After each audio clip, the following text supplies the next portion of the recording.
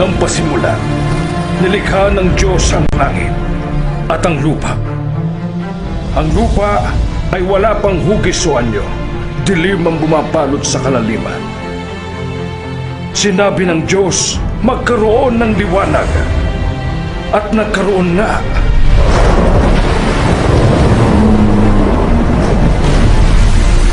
Nang ikalawang araw, pinaghiwalay ng Diyos ang tubig at nalikha ang karagatan at ang kalawakan.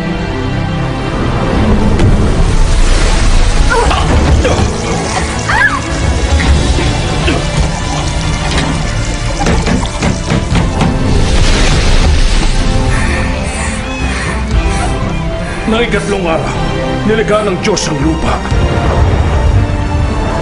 ang mga halaman at mga punong namumunga. Nakikita pa po ba natin ang lupa? Oo, makikita pa natin.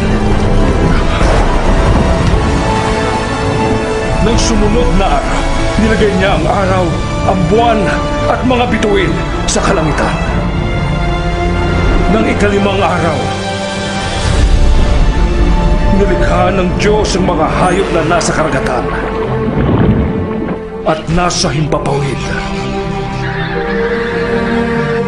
At nang ika-anim na araw, nilikha niya ang lahat ng hayop na panglupa.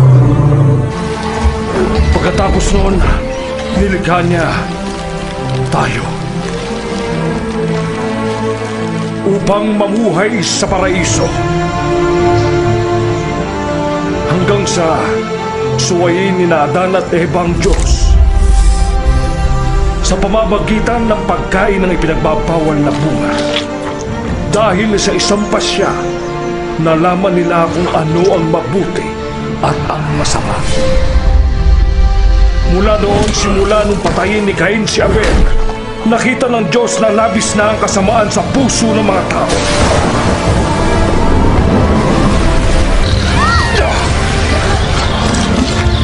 Mali ang pinili at mali ang pagpapasya.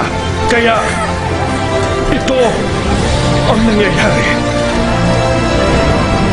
Ang ating manlilikha ay nagpasyang linisin ang daigdig. Binalaan ako ng Diyos. Pinagawa niya ako ng barko. Isang barkong magliligtas sa ating pamilya at sa lahat ng mga hayop. Lahat ng uri ng nabubuhay na nilalang ay mamamatay.